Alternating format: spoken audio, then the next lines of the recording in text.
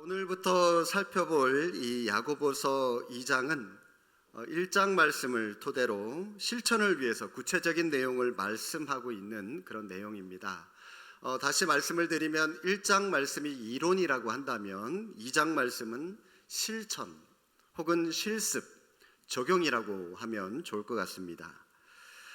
우리는 사실 이론에는 굉장히 강합니다. 말씀의 은혜를 받고 기도생활 열심히 하겠습니다. 성경 많이 읽겠습니다. 사랑하며 살겠습니다. 믿음생활 열심히 하겠습니다. 이런 결단은 잘하지만 그러나 실천에는 약해요. 몸으로는 하지 못하는 경우가 많다는 거죠.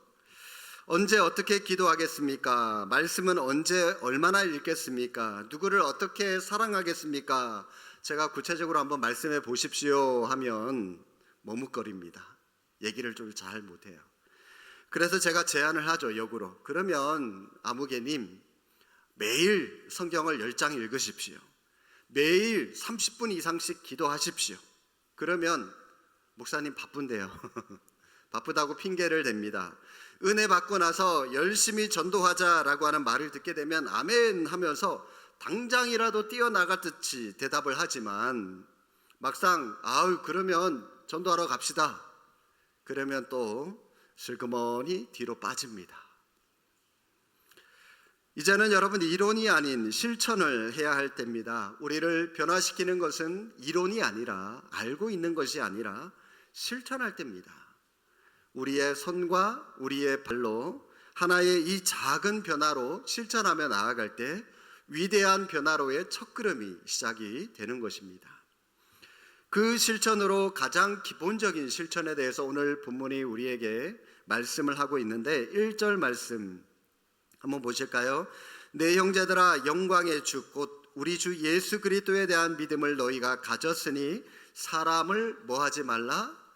차별하여 대하지 말라라고 말씀합니다.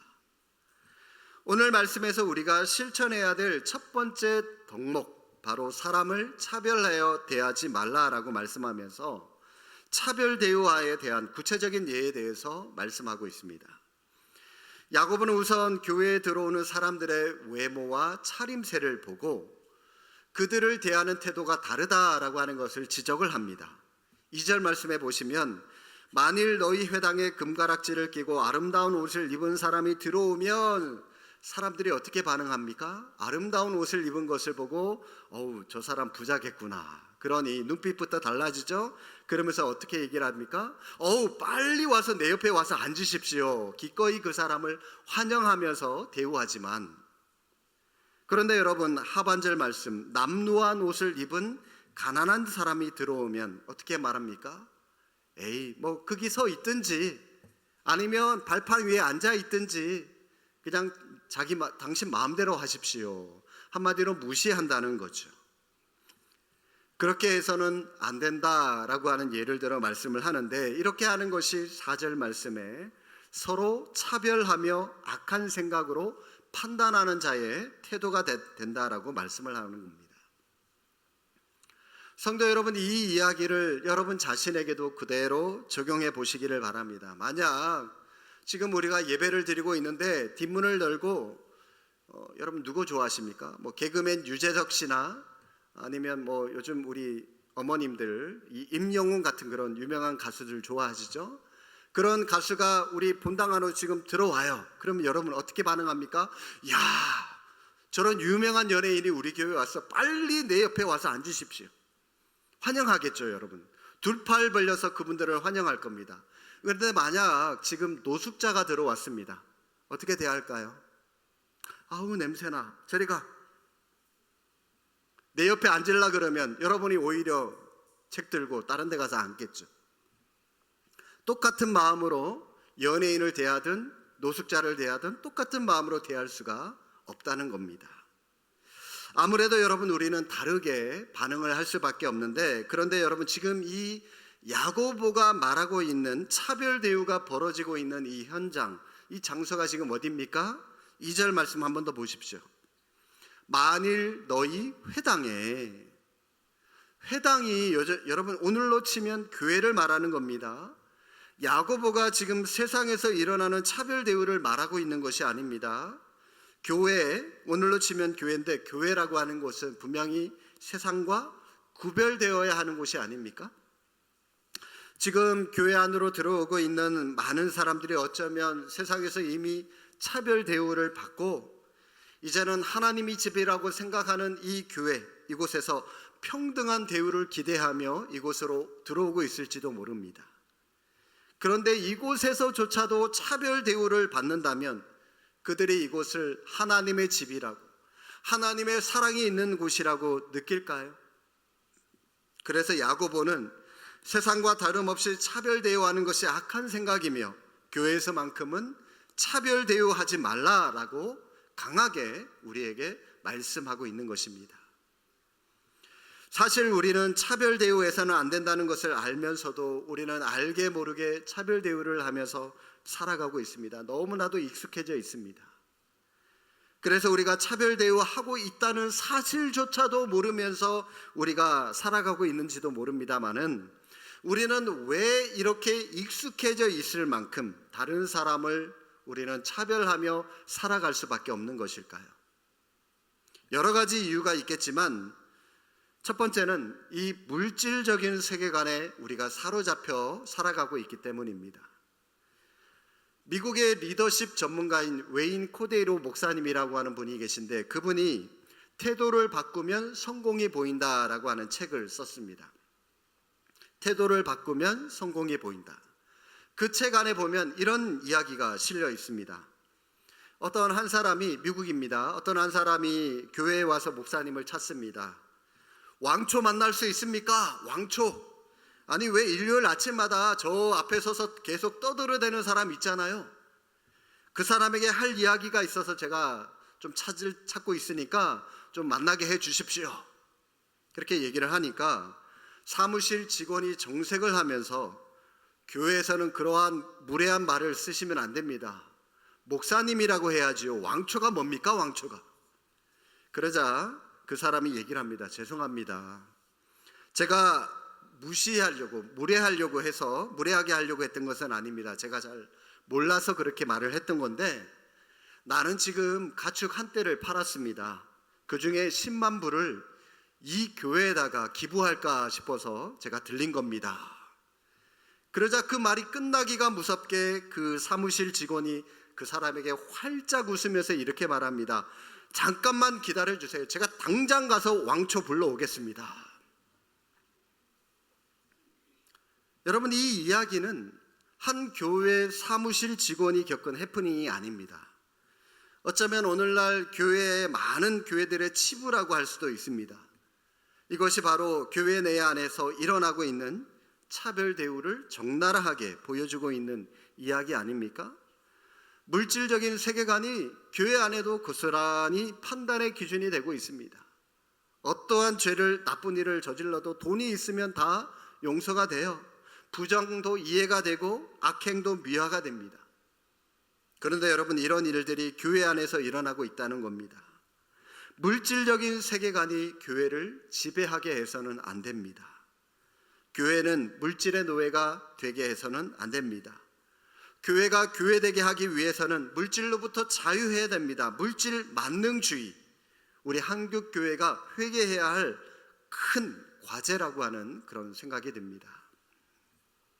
차별 대우하는 두 번째 이유는 실용주의적 세계관에 사로잡혀 있기 때문입니다. 요즘 여러분 이 실용주의 텔레비전 뉴스에 많이 나오죠.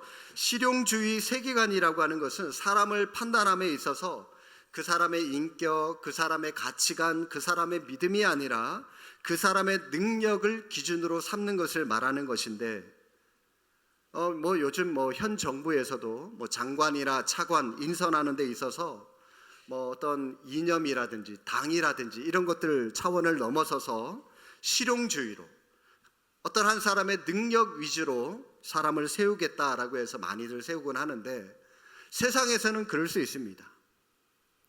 세상 이 조직 문화에서는 그 조직을 세우기 위해서, 조직이 돌아가게 하기 위해서, 또 어떤 기업에서는 이익을 많이 창출하기 위해서는 어쩔 수 없이 능력 위주로, 경험이 많은 사람 위주로, 전문가 위주로 사람을 뽑을 수밖에 없어요. 세상에서는 그래야 조직이 돌아갑니다. 당연히 그렇게 해야 돼요.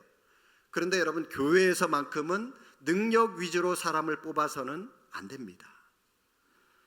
교회를 하다 보면 일을 할 사람을 설득해야 될 경우가 있습니다. 그런데 일할 기회를 여러 사람들에게 다양하게 균등하게 주는 것이 아니라 능력을 인정받은 소수의 사람들에게만 일이 편중되어 일이 돌아가게 하는 경우를 종종 보게 되는데, 물론 그 일에 적합하고 또 그 일을 잘 해낼 사람 분명히 필요합니다. 그러나 정말 중요한 것은 일을 잘하는 사람보다는 교회에서는 어떤 사람이 필요하냐? 하나님 앞에 바로 서서 일을 하는 사람이 필요합니다.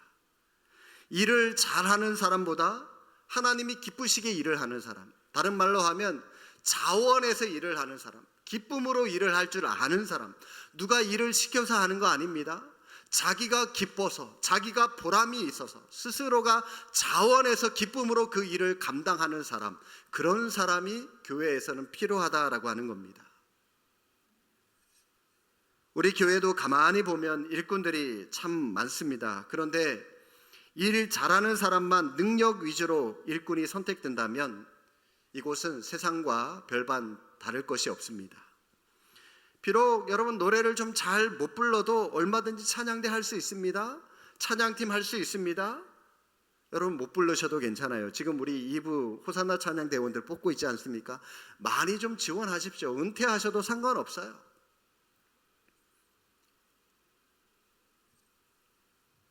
비록 또 사람들을 맞이하고 사람들에게 다가가는 게 좀 낯설고 어색하다 할지라도 그걸 극복하고 안내위원으로, 새가족부 부원으로 여러분 함께 섬겨 나가는 겁니다. 그게 교회입니다. 못하는 사람과 잘하는 사람들이 함께 하는 것, 잘하는 사람들이 못하는 사람들을 앞에서 끌어주고 뒤에서 밀어주고 함께 주님의 몸된 교회를 세워갈 줄 아는 것, 그것이 교회의 참 모습이죠. 실용주의적 세계관에서는요, 일이 사람보다 더 소중합니다. 그래서 일을 성취하기 위해서 누군가가 희생되어야 돼요. 가차없이 희생시킵니다. 그게 실용주의의 단점이에요. 그러나 교회에서는 절대로 그런 일이 일어나서는 안 됩니다. 생명보다 소중한 것이 없습니다.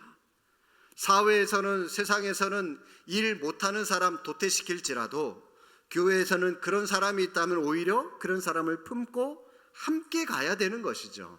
그게 하나님이 기뻐하시는 일입니다. 교회에서 차별 대우하게 하는 세 번째 이유는 사람을 세상적인 안목으로 바라보고 있기 때문입니다. 여러분, 이 사람을 감싸고 있는 껍데기, 그야말로 껍데기지 않습니까? 이 껍데기가 중요한가요? 아니면 내면, 우리의 마음, 인격, 이게 중요한가요? 뭐가 중요한가요? 예, 감사합니다. 당연히 내면이 중요하죠. 그런데요, 여러분, 껍데기를 싸고 있는 알맹이가 중요한데 대부분의 사람들은 이 알맹이를 보기보다는 껍데기로 사람들을 판단합니다. 좋은 옷을 입었는지, 좋은 차를 끌고 다니는지, 좋은 집에 살아가고 있는지, 그래서 많은 사람들이 이 명품을 가지려고 서로 눈에 혈안을 대어서 그렇게 살아가고 하려고 하는지도 모르겠습니다. 왜냐하면 그 명품 백 하나 들고 다녀야 사람들이 인정을 해주잖아요. 이런 말이 있죠. 호박에 줄친다고 수박 되지 않는다. 저도 그런 줄로만 알았습니다. 그런데 제가 목회를 하다가 이 청년들을 지도하게 되는데, 그런데 요즘 보니까 이 말이 무색되어가는 그런 현실이 되었습니다. 호박에 줄을 치니까 수박이 되더라고요. 요즘에는 못생긴 자매가 성형수술을 했더니 떠나갔던 애인이 다시 사귀자고 연락이 왔더랍니다. 비전 없어 보이던 형제가 아버지 잘 만나가지고 아버지가 외제차를 사줬더니 그거 끌고 다니니까 명품백 선물을 했더니 헤어졌던 애인이 되돌아왔답니다. 웃긴 세상이죠. 지금 세상은 호박에 줄을 긋고요, 그 줄친 호박을 보고 수박이라고 믿고 살아가는 그런 세상이더라는 거죠. 속을 안 보고 겉만 보고 살아가고 있는데 이것이 세상적인 안목이다라고 하는 겁니다. 그런데 안타깝게도 이러한 세상적인 안목이 교회 안에도 그대로 침투해서 교회에서도 이런 안목으로 사람들을 바라보는 일이 횡행하고 있고요. 그런 안목으로 차별 대우하는 일들이 점점 많아지고 있습니다. 신앙생활하는 모습을 보십시오. 그 사람의 가치관이 어떻든 믿음이 어떻든 본심이 어떻든 거기에 관심이 없어요. 그냥 교회에서 열심히 일하는 사람을 보고 일하는 것만 보고 저 사람 믿음 좋다 그렇게 평가하죠. 하나님의 일을 하는 것이 하나님을 믿는 믿음보다 더 우위에 있다라고 하는 겁니다. 내면의 모습보다 외부로 드러나는 모습을 더 중시하는데 이것도 세상적인 안목이다라고 하는 겁니다. 우리 안에 감추어진 참 모습을 볼 수 있기를 바랍니다. 겉으로 드러난 모습, 껍데기를 치장하고 있는 것들로 사람을 판단하거나 대하지 마시기를 바랍니다. 그러면 여러분, 우리는 왜 차별 대우해서는 안 될까요? 왜 야고보는 차별 대우하지 말라고 우리에게 역설하고 있는 것일까요? 두 가지 이유를 말씀드리겠습니다. 하나는 우리는 모두 하나님의 택함 받은 하나님의 사람들이기 때문입니다. 하나님의 동일한 자녀들이기 때문입니다. 5절 말씀 우리 다 함께 한번 읽어보시겠습니다. 5절, 내 사랑하는 형제들아 들을지어다. 하나님이 세상에서 가난한 자를 택하사. 여기까지. 하나님이 가난한 자를 택했다. 여러분, 이 가난한 자들 누가 택했다고요? 하나님이 선택하셨다라고 말씀합니다.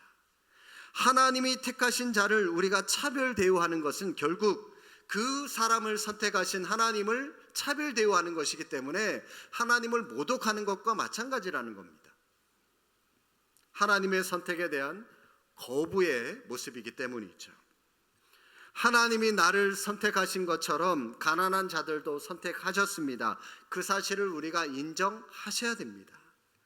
하나님이 예수 그리스도를 통해서 나를 구원해 주신 것처럼 내가 무시하는 그 가난한 사람도 하나님이 똑같이 구원해 주셨다라고 하는 것입니다. 이처럼 우리는 그 사람이든 나든 하나님 앞에서 똑같이 소중한 존재들이다라고 하는 겁니다. 누군가에게 차별 대우를 받는 것이 마땅치 않다라고 말씀을 하고 있는데 계속해서 여러분 5절 말씀 다시 한번 보시기 바랍니다. 하나님이 세상에서 가난한 자들을 택하사 믿음에 부유하게 하시고 또 자기를 사랑하는 자들에게 약속하신 나라를 상속으로 받게 하지 아니하셨느냐.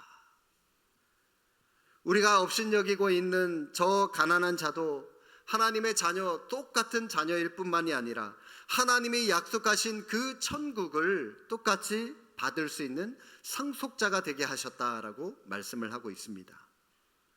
이 사람이 바로 하나님의 은혜의 통로가 되며 우리에게 영적인 도움이 된다라고 말씀을 하고 있는데, 그래서 야고보는 6절 말씀에 우리가 이 사람들을 업신여기고 함부로 대하면서 도리어 우리를 억압하고 우리를 법정으로 끌고 가고 있는 부자들에게 우리는 굽신거리고 있다라고 우리에게 비꼬아서 말씀하고 있는 겁니다. 오늘날 교회 안에도 이런 일들이 굉장히 비일비재하게 일어나고 있습니다.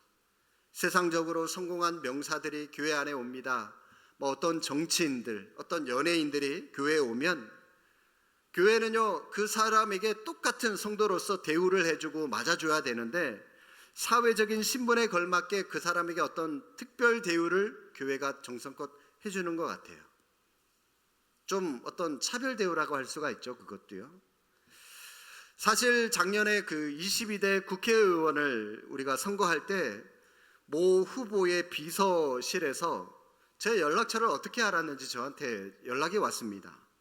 전화가 와가지고 이렇게 얘기를 합니다. 목사님 교회 인사 드려러 가도 되냐고 저한테 연락이 왔습니다. 그래서 제가 예배를 같이 와서 드리거나 또 예배당 밖에서 서서 성도들에게 인사하는 거는 좋다. 그러나 제가 예배 시간 중에 따로 그 후보님을 소개를 하거나 별도의 특별한 어떤 발언권은 따로 제가 드리지 않겠습니다. 그러니 교회를 오시든지 마시든지 알아서 하십시오 하고 끊었더니 결국 안 왔더라고요. 만약 제가 예배 시간에 그분 아무개 후보가 왔습니다라고 소개를 해 줄 수 있겠죠. 발언권도 드릴 수 있겠죠. 그렇게 큰 일은 아닙니다. 그러나 그렇게 한다고 해서 그분이 좋아할까요? 물론 겉으로는 좋아하겠지만 속으로는 이렇게 생각할 겁니다.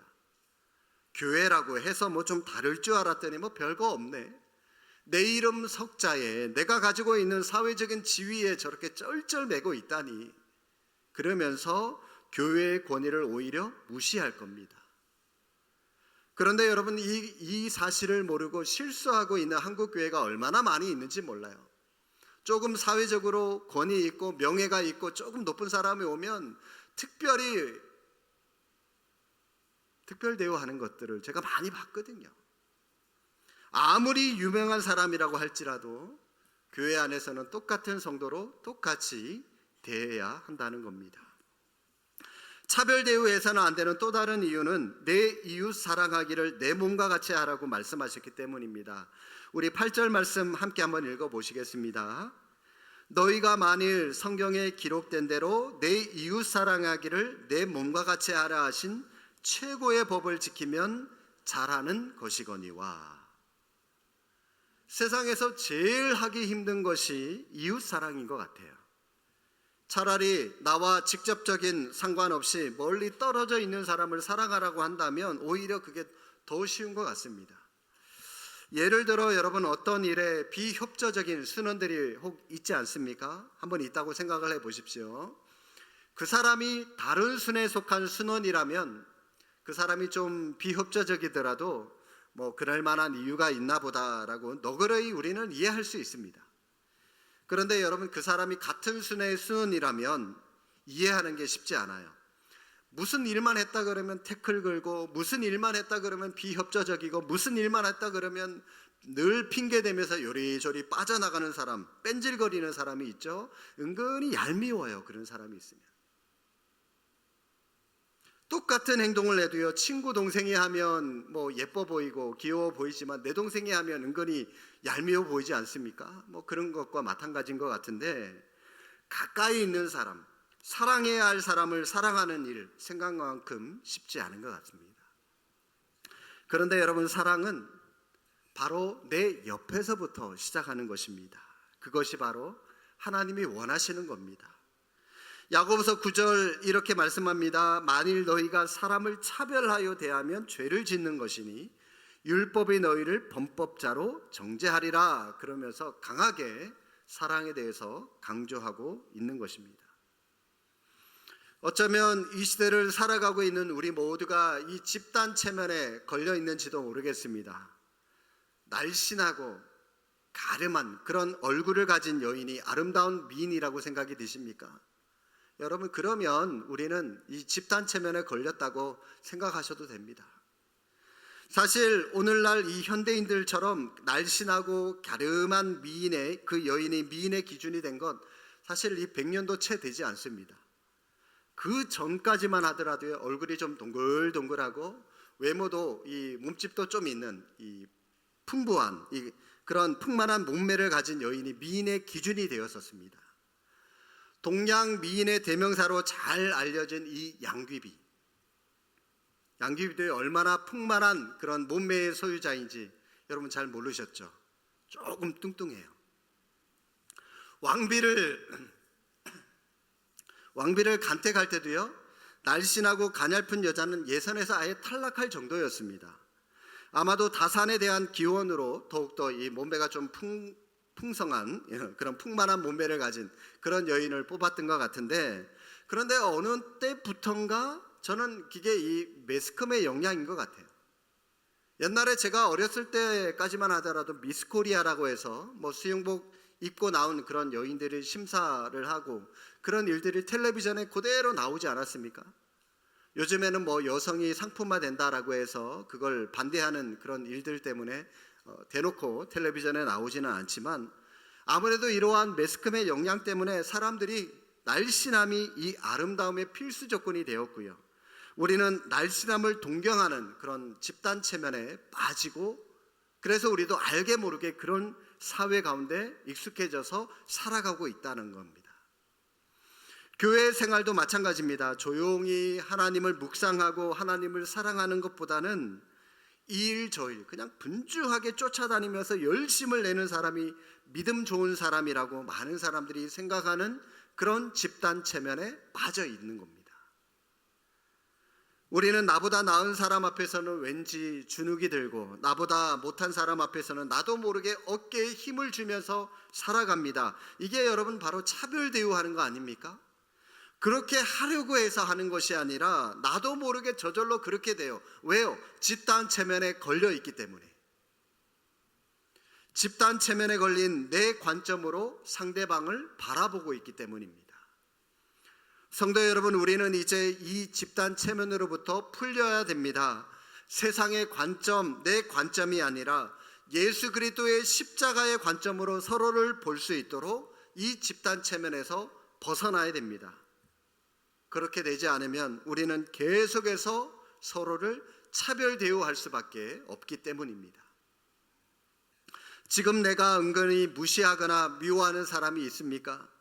내 관점으로 보면 그 사람이 나보다 좀 못한 사람들이 보일 수도 있지만 예수님께서 나를 위하여 십자가를 져 주신 것처럼 그 사람을 위해서도 똑같이 십자가를 져 주셨다는 사실을 분명히 기억하시기를 바랍니다. 그 사실을 깨닫게 될 때 우리는 모두가 다 하나님 앞에서 동등한 존재가 되는 것입니다. 차별 대우를 해서도 안 되고 받아서도 안 되는 소중한 존재라고 하는 것입니다. 이것이 바로 신앙입니다. 여러분의 관점으로 사람들을 대하지 마시기를 바랍니다. 이제 여러분의 관점을 하나님의 관점으로 바꾸시기를 바랍니다. 여러분은 모두 동등한 하나님의 똑같은 하나님의 사람이며 하나님의 자녀들입니다. 여러분, 이 얼마나 놀라운 은혜입니까? 여러분 그리스도인이십니까? 그리스도인답게 살아가기를 원하십니까? 그렇다면 하나님의 관점으로, 십자가의 관점으로 여러분 옆에 앉아 있는 분을, 여러분 이웃들을 대할 수 있기를 바랍니다. 그리고 하나님께서 우리를 대하시듯이 그렇게 우리도 이웃들을 대할 수 있기를 바랍니다. 그리고 그 사람의 물질, 외모, 능력을 보지 마시고 우리 모두 하나님의 하나된 자녀로서 아름다운 사랑의 공동체를 이뤄나가는 그런 저와 여러분, 믿음의 공동체, 사랑의 공동체가 될 수 있는 우리 수원제일교회가 될 수 있기를 주님의 이름으로 축복합니다. 기도하겠습니다.